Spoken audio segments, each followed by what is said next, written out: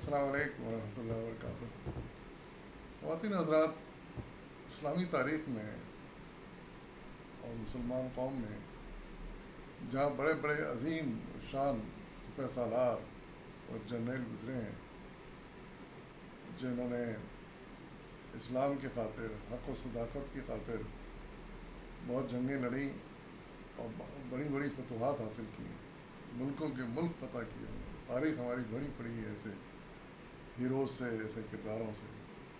وہیں کچھ ایسے بھی شخصیات گزری ہیں جنہوں نے اسلام کی خاطر ہی، حق و صداقت کی خاطر، سچائی کی خاطر، جنہوں نے ہر طرح کی جدوجہد کی، جنگیں بھی لڑیں، لیکن ان کو وہ فتوحات نصیب نہ ہو سکیں جو جس کے وہ حقدار تھے، اور بہرحال ایک بڑا مقام انہیں ضرور حاصل ہو گیا تاریخ میں، اور وہ شہید کہلائے اور شہید ہوئے، اور اللہ تعالیٰ کے یہاں بڑا درجہ انہوں نے پایا۔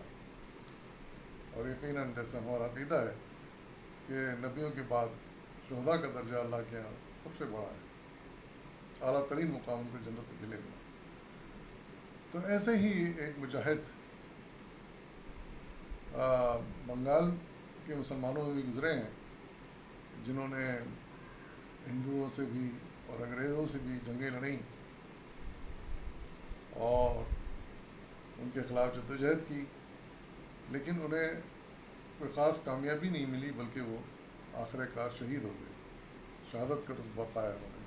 تو ایسے ہی ایک شخصیت، ایسے ہی ایک ہیرو ہماری تاریخ میں جن کا تعلق بنگال سے تھا، وہ ہیں تیتو میر۔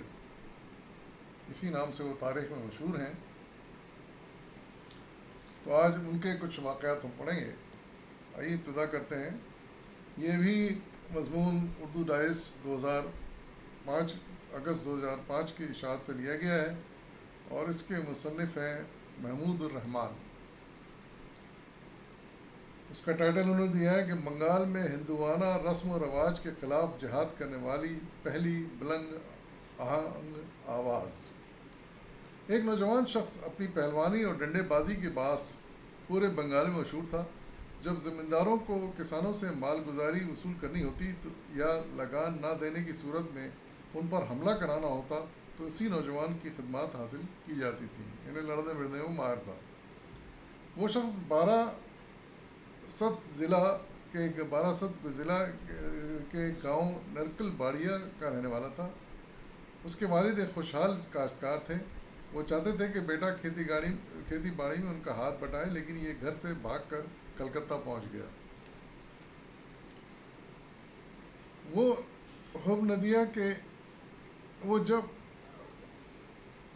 جب ندیا کے ایک ہندو زمیندار کے یہاں ملازم تھا تو ایک دن اس کے کاشتکاروں نے مالیہ ادا کرنے سے انکار کر دیا۔ زمیندار کے ایما پر اس نے بہت سے لوگوں کو مارا پیٹا۔ کسانوں نے تھانے میں رپورٹ درج کرا دی۔ پولیس نے حملے کے الزام میں اس شخص کو گرفتار کر کے جیل میں بند کر دیا۔ جب وہ جیل سے رہا ہوا تو ہندو زمیندار کی ملازمت سے اس کا دل اچاٹ ہو چکا تھا۔ وہ روزی کی تلاش میں دہلی چلا گیا۔ وہاں اس کی ملازمت شاہی خاندان کے ایک شخص کے یہاں ہو گئی۔ اتفاق سے کچھ ہی دنوں بعد اس کا مالک حج کرنے جانے لگا تو اسے بھی ساتھ لے لیا۔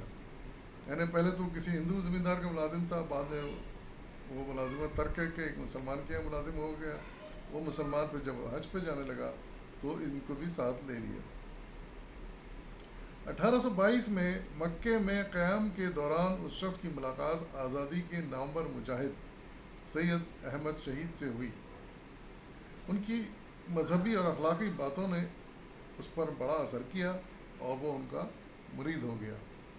سید احمد شہید بھی جو ہیں، یہ ان کا انشاءاللہ جہاں بھی ملا ذکر مضمون ہم ان کے بارے میں پڑھیں گے، تو یہ بھی بڑے ہی عظیم مجاہد تھے اس وقت برصغیر ہند کے، تو انہوں نے بھی پھر شہادت پائی تھی۔ تو وہ اس وقت زندہ تھے، تو وہاں ان کی ملاقات اس شخص کی ان سے ہو گئی، سید احمد شہید سے ہوئی، اور بڑے عالم بھی تھے وہ، تو ان کی صحبت میں جب رہے تو وہ بڑا متاثر ہوا ان کی صحبت سے۔ جب 1827 میں واپس ہندوستان آیا تو اس کی زندگی بالکل بدل چکی تھی. وہ نہایت متقی اور پرہیزگار انسان بن گیا تھا. اس کا سارا وقت عبادت اور ریاضت میں صرف ہونے لگا. اس نے نرکل باڑیا کے قریب ایک گاؤں حیدر پور میں رہائش اختیار کر لی. یعنی وہ پہلے تو ایک سیدھا سادہ مسلمان تھا، لڑنا بھڑنا جانتا تھا، تو اس کو اسی کاموں پہ اس کے ذمہ دار لگائے رکھتے تھے. لیکن جب وہ حج کر کے واپس آیا تو بہت نیک ہو گیا، اور سارے اس نے یہ لڑائی جھگڑے سب ترک کر دیے، اور متقی اور پرہیزگار انسان بن گیا. اس کا سارا وقت عبادت میں اور ریاضت میں صرف ہونے لگا. اس نے نرکل باڑیا کے قریب ایک گاؤں حیدر پور میں رہائش اختیار کر لی. یہ لٹھ باز نوجوان جو سید احمد شہید کی صحبت میں رہ کر ایک دینی عالم اور مسلح بن گیا، بنگال میں آزادی کے ایک اہم مجاہد میر نثار تھے. یعنی یہ شخص جس کا ذکر ہم کر رہے ہیں، وہ کوئی اور نہیں بلکہ ایک اہم مجاہد تھے بنگال میں آزادی کے. ان دنوں جب انگریز کے خلاف آزادی کی جنگیں لڑی جا رہی تھیں، تو ایک یہ بھی ایک بعد میں مجاہد بن گئے، اور ان کا اصل نام تھا میر نثار، جنہیں آج تیتو میر کے نام سے یاد کیا جاتا ہے. تیتو میر سید احمد شہید کے مخلص اور سچے پیرو تھے، اور ان کے نقش قدم پر چل کر بنگال میں دین کی تبلیغ کرنا چاہتے تھے. انہوں نے جب حالات کا جائزہ لیا تو بہت مایوسی ہوئی. بنگالی مسلمان ہندو زمینداروں کے زیر اثر رہنے کی وجہ سے ان کے رسم و رواج پر چل رہے تھے. وہ ہندوانہ طرز کے کپڑے پہنتے اور ہندوؤں کے تہواروں میں شریک ہوتے. ان میں اسلام اور کفر میں پہچان کرنے کی صلاحیت نہیں رہی تھی. یعنی بنگالی ہندوؤں کا اثر تھا پورے ہندوستان پہ، بر صغیر پر اکثریت میں تھے وہ، تو انہی کا اثر مسلمانوں میں بھی آ گیا تھا. ان کی عادتیں، ان کے رواج اور ان کے عقیدے مسلمانوں میں بھی اکثریت میں پیدا ہو گئے تھے، اور اس کی وجہ سے ان کو بڑی فکر اور پریشانی لاحق ہوئی. تیتو میر نے یہ بات شدت سے محسوس کی کہ بنگالی مسلمان ہندوؤں کے غلام بن چکے ہیں. یعنی نہ صرف انہوں نے رسم و رواج اختیار کر لیے، عقیدے بھی بہت حد تک ان جیسے اختیار کر لیے، بلکہ وہ عملی طور پہ ایک طرح کے وہ ہندوؤں کے غلام بن گئے تھے. یعنی وہ ان کے ملازم ہوتے، جس طرح وہ کام لیتے وہ کرتے اور اپنے روزی کماتے تھے. وہ ان کے کھیتوں میں کام کرتے، ان کے گھروں کی چوکیداری کرتے، اور ان کے یہاں بیگار میں پکڑے جاتے. اس محنت مشقت کے عوض انہیں پیٹ بھر کھانا بھی نہیں ملتا تھا. ان کی حالت روز بروز بدتر ہوتی جا رہی تھی. یعنی بنگال میں جو مسلمان تھے اپنے علاقے کے، ان کے چنانچہ انہوں نے فیصلہ کر لیا کہ مسلمانوں کو ہندوؤں کے اثر سے نکالا جائے اور ان کے عقیدے اور عمل کی اصلاح کی جائے. تو تیتو میر نے یہ فیصلہ کیا کہ اب وہ ان مسلمانوں کی اصلاح کریں گے اور ان کے عقیدے ٹھیک کریں گے، اور ان کو ہندوؤں کی غلامی سے نجات دلانے کی کوشش کریں گے. تیتو میر نے اصلاح کا کام حیدر پور سے شروع کیا. انہوں نے گاؤں والوں کو جمع کیا اور انہوں نے بتایا کہ اسلام کیا ہے، اس کی تعلیم پر کس طرح عمل کیا جائے، اور غیر اسلامی کاموں سے کیوں کر دور رہا جائے. حیدر پور کے مسلمانوں پر تیتو میر کی باتوں کا اچھا اثر پڑا، اور پھر دیکھتے دیکھتے ان کی تحریک دوسرے دیہات میں بھی پھیلتی چلی گئی. مسلمان کاشتکار ان کی سیدھی سادی تعلیم سے متاثر ہونے لگے.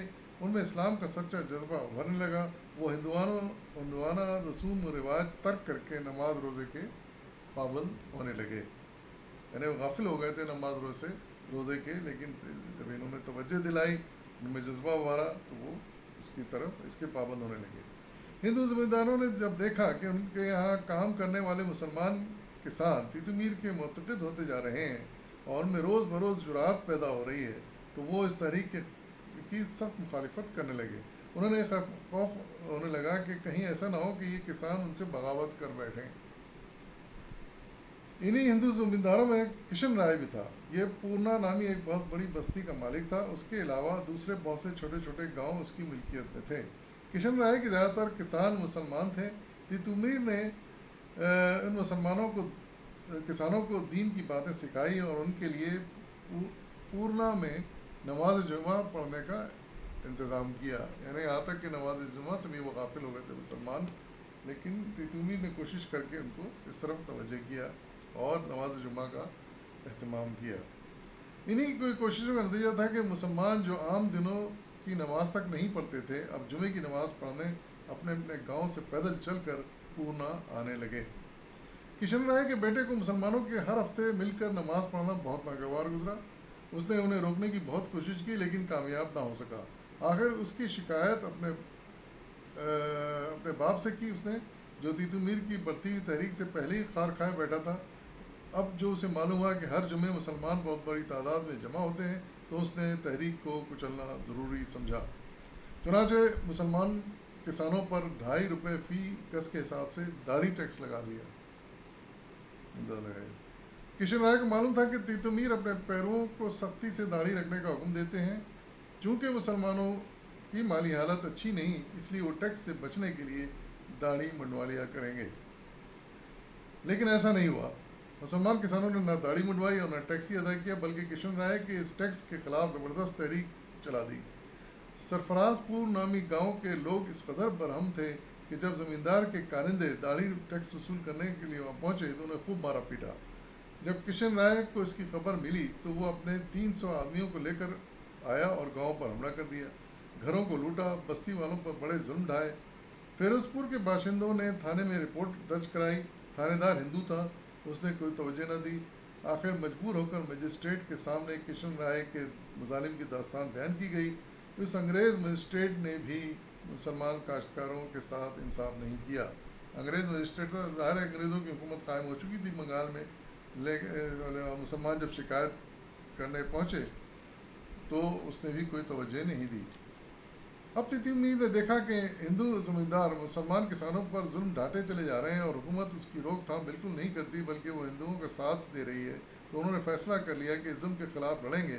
अब उन्हें पूरी तरह एहसास हो गया था कि वो सच्ची इस्लामी ज़िंदगी बसर करने के लिए आज़ादी हासिल करना बहुत ज़रूरी है, वरना हिंदू जीने नहीं देंगे और ना अंग्रेज़। इस फैसले के बाद तीतू मीर ने अपने गाँव निरकल बाड़िया को जब जंग आज़ादी की तहरीक का मरकज़ बना दिया। उन्होंने अपने तमाम पैरों को वहाँ जमा कर लिया। सब ने मिलकर इस गांव के चारों तरफ बांस की मजबूत फसील खड़ी कर ली। साथ ही बहुत बड़े पैमाने पर सरमाया और खाने पीने की चीज़ें भी जमा कर लीं। पंजाब के रहने वाले एक शख्स मिस्कीन शाह को तीतू मीर ने अपना नायब मुकर्रर किया। गुलाम मासूम नाम के एक आदमी को मुजाहिदीन का सिपा सालार बनाया गया। अब बांस के इस किले के अंदर 4000 के करीब मुजाहिदीन जुल्म और नाइंसाफ़ी को ख़त्म करने और आज़ादी का परचम बुलंद करने के लिए बिल्कुल तैयार थे। तीतू मीर ने सबसे पहले किशन राय से निपटने का इरादा किया। चुनाचे मुजाहिदों की फ़ौज बांस के किले से निकलकर पूर्ना की तरफ बढ़ी।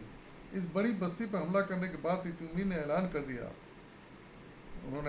तीतू मीर ने कि अब बंगाल से अंग्रेज़ी राज ख़त्म हो गया। अंग्रेज़ों ने नाइंसाफ़ी से मुसलमानों की हुकूमत छीन ली थी, लेकिन अब ये दोबारा कायम की जाती है। यह तीतू मीर ने उस गांव पर कब्ज़ा करने के बाद ये ऐलान किया।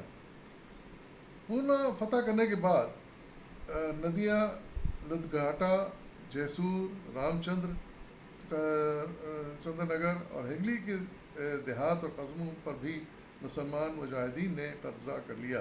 जब मुकामी अंग्रेज़ हुकाम इस फ़ौज को न दबा सके तो 16 नवंबर 1831 को कलकत्ता से मलेशिया फ़ौज रवाना की गई। इस दस्ते के कमांडर का नाम अलेक्जेंडर था। तीतू मीर की जमात ने इस अंग्रेज़ को ज़बरदस्त शिकस्त दी। इसके 10 सिपाही और 3 बंदूकची हलाक हुए। तीतू मीर के 10 सिपाही और 3 बंदूकची हलाक हुए। ज़ख्मियों की तादाद खासी थी। खुद अंग्रेज़ों के 10 सिपाही और 3 बंदूकची हलाक हुए। ज़ख्मियों की तादाद खासी थी।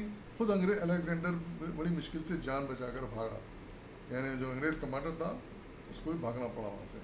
दूसरे दिन एक और कुमक रवाना की गई। इस बार अंग्रेज़ों के हाथियों पर बिठाया गया ताकि ऊपर ही से फायर करते रहें, मगर तीतू मीर के सिपाहियों ने इस फ़ौज को भी मार भगाया।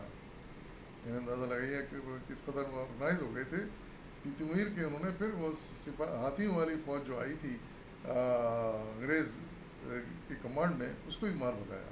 जब अंग्रेज़ों ने देखा कि मुसलमानों को फतह पर फतह हासिल हो रही है और जो भी दस्ता उनको कुचलने भेजा गया वो बुरी तरह नाकाम लौटा। आखिर दिसंबर 1831 ईस्वी में कलकत्ता से एक बड़ी फ़ौज रवाना की गई। इसमें 100 गोरे सिपाही थे और बाकी हिंदुस्तानी। सब के सब बंदूकों से मुसल्लह थे। 2 अदद तोपें भी उनके साथ थीं। یا اللہ وہ توپے بھی لے آئے انگریز۔ ادھر تیتو میر کے ساتھیوں کے پاس سوائے نیزے اور ڈنڈے کے کچھ نہ تھا، اس کے باوجود وہ ذرا بھی نہیں گھبرائے، بلکہ نہایت جرات اور بہادری کے ساتھ باس کے قلعے سے نکلے اور کھلے میدان میں انگریز فوج کا مقابلہ کیا۔ لیکن اتنی بڑی فوج کا، جس کے پاس بندوقیں اور توپیں بھی تھیں، زیادہ دیر تک مقابلہ کرنا مجاہدین کے لیے ممکن نہ تھا۔ تیتو میر میدان جنگ میں نہایت دلیری سے لڑتے ہوئے شہید ہو گئے۔ ان کے 70 ساتھیوں نے جام شہادت نوش کیا۔ غلام معصوم اور ان کے ساتھ 300 کے قریب مجاہدین کو گرفتار کر لیا گیا۔ بعد میں انگریزوں نے غلام معصوم کو سپہ سالاری کرنے کے جرم میں پھانسی پر لٹکا دیا گیا، اور باقی لوگوں کو بہت سخت سزائیں دیں، جنہوں نے جنگ میں حصہ لیا تھا ان کو سزائیں دیں۔ تیتو میر نے انگریزوں سے لڑتے ہوئے اپنی زندگی قربان کر دی، لیکن ان کی موت نے مسلم بنگال کے ہر فرد کو یہ پیغام دے دیا کہ اس کا دشمن ہندو بھی ہے اور انگریز بھی، اور ان دونوں سے مقابلہ کرنے کے بعد ہی آزادی حاصل ہو سکتی ہے۔ یہ وہ مختصر تھا ان کا احوال تیتو میر کا، کس طرح انہوں نے لڑتے لڑتے اپنی جان دے دی اسلام کی خاطر۔